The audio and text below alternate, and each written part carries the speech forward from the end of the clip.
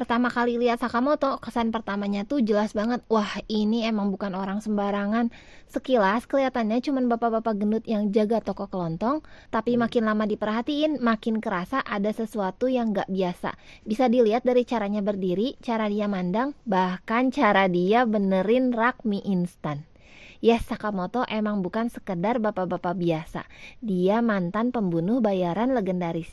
Yang dulu kalau namanya disebut aja, orang-orang udah pada keringetan duluan. Sakamoto dulu adalah mimpi buruk para kriminal. Sekali muncul artinya udah nggak ada jalan keluar.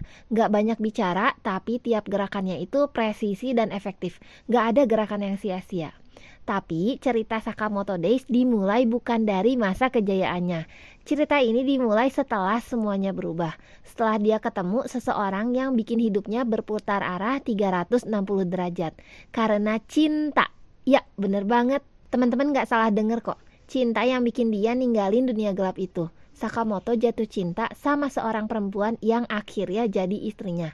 Dan sejak saat itu Sakamoto berhenti dari dunia gelap. Total, nggak setengah-setengah. Dan dari situlah hal menariknya dimulai.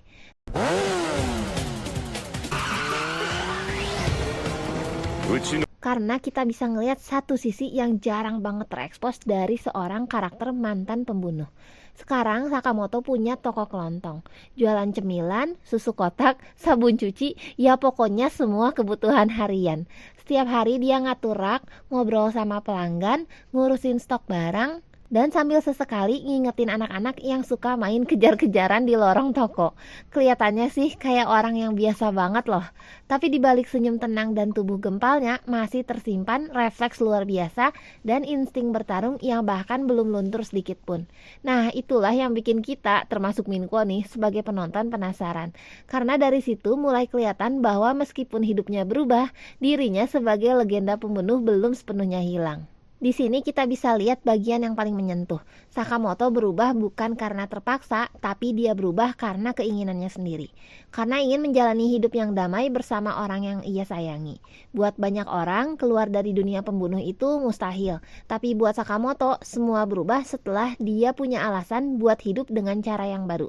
Lucunya, perubahan itu bukan cuma kelihatan dari sikap, tapi juga dari bentuk tubuh. Kalau dulu dia kurus, gesit, lincah, dan tampan, sekarang dia agak-agak bunderan tapi tetap aja sih mematikan. Bahkan mungkin lebih bahaya karena musuh suka ngeremehin Sakamoto duluan. Tapi ya itu sih yang sebenarnya bikin karakter Sakamoto itu jadi unik banget. Dia nggak perlu sok keren, nggak perlu banyak bicara, tapi tiap aksi dan keputusan yang diambil selalu punya makna besar. Nggak perlu mengangkat suara buat menunjukkan kekuatan, kadang cukup satu gerakan kecil, suasana tuh langsung berubah. Yang bikin penonton jatuh cinta bukan cuman kemampuan bertarungnya, tapi juga keteguhannya buat berada di jalan baru. Ya, meskipun godaan untuk balik ke masa lalu tuh terus datang. Sakamoto udah tahu resikonya, tapi dia nggak goyah. Dia tahu sekarang dia bukan cuman hidup buat dirinya sendiri. Ada istri, ada anak, dan ada masa depan yang ingin dia lindungi. Dan dari situlah kita mulai ngerti perjalanan Sakamoto pun baru dimulai. Dari seorang legenda bayangan jadi pahlawan keluarga yang diam-diam rela bertarung tanpa pamrih. Bukan buat namanya besar, tapi buat damainya orang-orang yang dia cintai.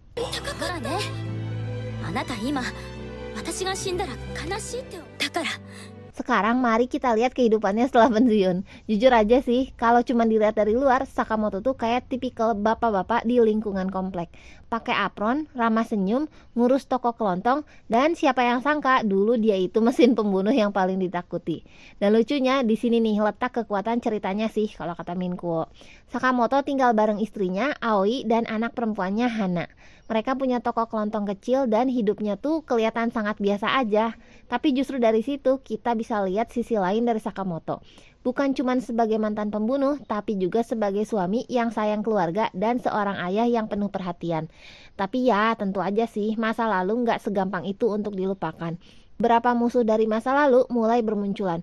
Organisasi pembunuh, orang-orang yang masih dendam, sampai tokoh-tokoh baru yang penasaran sama legenda hidup Sakamoto. Dan ini jadi titik tolak cerita antara keinginan Sakamoto buat hidup damai dan dunia lamanya yang terus narik balik. Di sini juga kita diperkenalkan sama karakter-karakter pendukung yang bikin dinamika cerita makin menarik.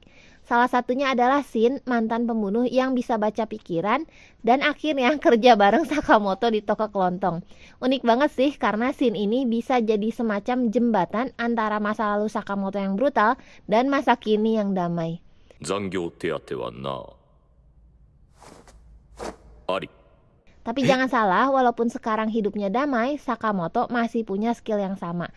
Dia bisa bertarung tanpa membunuh lawan, ngalahin musuh dengan panci, kaleng, atau ngelempar sapu. Kreativitasnya dalam bertarung tuh kocak tapi keren banget. Dan satu hal lagi yang menarik, Sakamoto tuh hampir nggak pernah bicara sepanjang waktu, seriusan. Hampir semua ekspresinya tuh disampaikan lewat wajah, gestur, dan ekspresi. Tapi kita tuh tetap bisa tahu loh apa yang dia pikirkan, apa yang dia rasakan, karena gesturnya tuh kuat banget. Ini jadi kekuatan storytelling yang jarang dipakai dan pastinya bikin karakter Sakamoto makin unik. Kita pelan-pelan juga mulai lihat nilai-nilai yang dipegang oleh Sakamoto. Dia nggak mau kembali ke dunia gelap. Dia berusaha keras buat ngelindungin keluarganya dari kekacauan, tapi dia juga nggak bisa tinggal diam saat ada orang jahat yang datang. Dari situlah dilema karakternya muncul, antara idealisme ingin hidup damai dan kenyataan hidup yang kadang nggak bisa dihindari. Kadang buat ngejagain toko aja dia harus ngelawan pembunuh bayaran kelas atas. Tapi alih-alih panik, dia malah kalem dan selalu punya cara out of the box buat menangin pertarungan. Dan lucunya, semua itu dibalut dengan humor yang segar. Banyak adegan absurd, ekspresi kocak, dan momen-momen yang bikin ngakak. Ini beneran banget. Tapi nggak pernah kehilangan tensi aksi yang memikat. Dari sini kita sadar kalau kehidupan barunya Sakamoto bukan berarti udah berubah total. Dia tetap pembunuh paling mematikan, cuman sekarang dia punya prinsip nggak boleh bunuh orang lagi. 大人4枚子供1枚 はいどこで Prinsip ini yang bikin banyak konflik di anime ini makin menarik, karena Sakamoto harus ngalahin lawan-lawan super ganas tanpa melanggar prinsip itu. Dan ini bukan cuma soal kekuatan fisik, tapi kecerdikan, kesabaran, dan kadang sedikit bantuan dari kaleng Harden. Jadi maksudnya bisa dilempar gitu. Bagian ini nunjukin bahwa meskipun hidupnya berubah, insting dan kekuatannya tetap nempel. Tapi yang berubah adalah tujuannya. Dari bertarung buat uang atau organisasi, jadi bertarung untuk ngelindungin rumah, keluarga, dan orang-orang yang ada di sekitarnya. Dulu Sakamoto adalah mesin pembunuh, tapi sekarang dia cuma pengen hidup damai. Tapi dunia nggak ngasih dia kesempatan itu. Dan itulah yang bikin cerita ini tuh jadi relevan banget. Tentang seseorang yang berusaha berubah, tapi nggak semua orang ngasih kesempatan. やっていきましょう。俺こういうのも初めてなんすよね。力になるみたいですよ。 Setelah cukup lama hidup damai, ya yang namanya ketenangan Sakamoto pasti bakalan terusik aja. Orang-orang dari masa lalunya satu persatu muncul. Dan bukan cuman muncul buat sekedar menyapa atau nostalgia, tapi mereka datang dengan niat yang gak main-main. Ada yang nyari dia buat balas dendam, ada juga yang pengen narik dia untuk kembali ke dunia gelap. Ini titik yang cukup krusial sih, karena di sini kita bisa lihat walaupun Sakamoto udah jauh dari dunia gelap, Sakamoto tuh tetap tangguh dan tahu cara menyikapi semuanya. Tapi yang menarik, Sakamoto tetap pegang teguh prinsip barunya, yaitu nggak mau bunuh orang lagi. Bayangin aja, orang-orang menyerang dia dengan brutal, tapi Sakamoto harus tetap berusaha mengalahkan mereka tanpa membunuh. Ini menunjukkan betapa besar perubahan dalam dirinya dan seberapa kuat tekad buat jalanin hidupnya yang sekarang. Tapi tantangannya udah pasti makin berat sih, karena muncul organisasi yang lebih besar dan lebih kejam. Muncul juga karakter-karakter yang ngerasa kalau pembunuh sehebat Sakamoto tuh harusnya nggak pernah pensiun. Mereka ngeliat Sakamoto bukan sebagai orang biasa, tapi sebagai aset berbahaya yang nggak boleh hidup tenang. Ketika Sakamoto akhirnya benar-benar dihadapkan lagi dengan dunia lamanya, cerita mulai masuk ke fase yang paling intens. Ini bukan cuma soal aksi, tapi juga soal konflik batin, keputusan sulit, dan tekad yang diuji berkali-kali. Dulu Sakamoto adalah mesin pembunuh, sekarang dia adalah ayah, suami, pemilik toko, dan pelindung. Tapi dunia nggak peduli dia udah berubah atau belum. Dunia hanya tahu dia adalah seorang legenda. Dan legenda seperti dia nggak akan bisa dibiarkan hidup tenang. Di titik ini kita mulai kenal lebih dalam dengan musuh-musuhnya. Mereka bukan musuh sembarangan loh. Mereka itu mantan rekan, rival, bahkan organisasi yang punya dendam pribadi. Bukan cuman musuhnya yang kuat secara fisik, tapi secara psikologis juga. Mereka tahu masa lalu Sakamoto, mereka tahu titik lemahnya, dan mereka tahu cara nyerang Sakamoto dari sisi yang paling rapuh, yaitu dengan menyerang keluarganya. Nah, disinilah Sakamoto kembali bertransformasi, tapi bukan berubah jadi pembunuh lagi, justru dia berusaha keras jadi versi terbaik dari dirinya, yang bisa tetap pegang prinsip, tetap melindungi, tapi tanpa jatuh ke lubang yang sama. 殺し屋には戻らない。 Kita juga bisa lihat kalau Sakamoto mulai bekerja sama dengan karakter-karakter seperti Shin dan Lu. Tim kecil ini solid banget, mereka bukan cuma partner, tapi mulai jadi semacam keluarga kecil yang kompak, saling jaga dan saling percaya. Please jangan juga lupakan sisi kocaknya. Walaupun situasinya tegang, Sakamoto tuh tetap manusiawi. Dia masih doyan ngemil, masih canggung sama istrinya, dan kadang kelihatan kayak bapak-bapak biasa yang salah naik kereta. Tapi ya memang itulah sih pesonanya. Kita bisa ngerasa dekat sama dia, bisa senyum pas dia bercanda, dan bisa deg-degan pas dia ngelawan musuh yang serius. Bagian ini juga nunjukin kalau pertarungannya tuh luar biasa keren. Tapi yang paling menonjol bukan jurus atau ledakannya, tapi gimana nih caranya Sakamoto mengakali lawan-lawannya. Sakamoto tuh bukan sekedar kuat aja sih, dia juga cerdas, tahu timing, tahu strategi, dan tahu cara ngalahin musuh tanpa harus menghancurkan mereka. Salah satu momen epik adalah saat dia diserang oleh musuh yang benar-benar haus darah.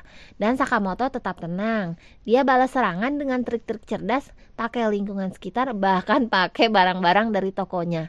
Yang awalnya kelihatan lucu sih, tapi ternyata memang efektif banget. 気持ちいい。あいつなんて失明だ。 Makin lama, Sakamoto makin sadar kalau dia nggak bisa hadapin semuanya sendirian. Dia mulai buka hati, mulai percaya lagi sama orang lain. Dan dari sini kita tahu bahwa Sakamoto bukan lagi pembunuh legendaris. Dia tuh udah jadi pemimpin, seorang figur yang bisa jadi sandaran buat orang-orang di sekitarnya. Setelah sekian lama hidup tenang sebagai pemilik toko, perlahan-lahan dunia lama mulai merayap balik ke kehidupan Sakamoto. Orang-orang dari masa lalunya, baik kawan maupun lawan, datang satu persatu. Dan ini jadi titik penting dalam perkembangan karakternya. Karena di sini Sakamoto bukan cuma sekedar bertarung, tapi juga kita bisa ngelihat gimana Sakamoto memilih untuk menyelesaikan konflik tanpa membunuh. Padahal dulu dia adalah pembunuh nomor 1 tanpa ragu dan penuh ketepatan. Tapi sekarang dia bahkan menahan diri untuk tidak mengambil nyawa siapapun.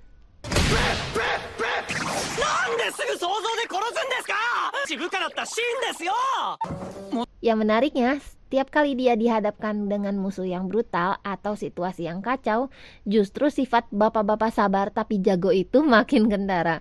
Sakamoto lebih memilih untuk ngelempar rak raket ke kepala orang daripada pakai pistol. Tapi ya tetap aja sih, hasilnya lawannya pasti tumbang. Di tengah segala kekacauan dan tekanan dari dunia lama, Sakamoto tetap setia sama versinya yang sekarang. Tetap ayah rumah tangga, tetap pemilik toko kelontong, tapi kalau ada yang ganggu orang-orang yang disayangi, ya siap-siap aja disetrika sama wajan. Lucunya, Sakamoto sendiri nggak pernah punya ambisi buat balas dendam atau pengen nunjukin siapa dirinya. Dia tuh tipe-tipe karakter yang terlalu damai deh buat ribut. Tapi terlalu kuat juga sih kalau diabaikan. Justru karena Sakamoto nggak cari masalah, akhirnya malah masalah itu sendiri yang datang ke Sakamoto.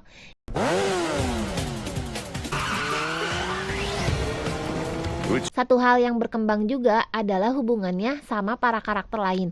Misalnya sama Shin atau sama Lu. Mereka berdua tuh udah jadi bagian solid nih dari tim Sakamoto. Dan mulai kelihatan kalau Sakamoto tuh bisa jadi pemimpin yang tenang tapi tetap tegas. Konflik yang Sakamoto hadapi juga makin personal.